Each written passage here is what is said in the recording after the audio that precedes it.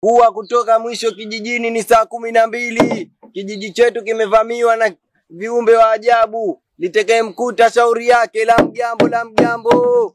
Ukilisikia kuna jambo. Natumai sasa wana kijiji wenzangu wote itakuwa shanisikia. Alikuwa hajasikia tena itakuwa na dharau.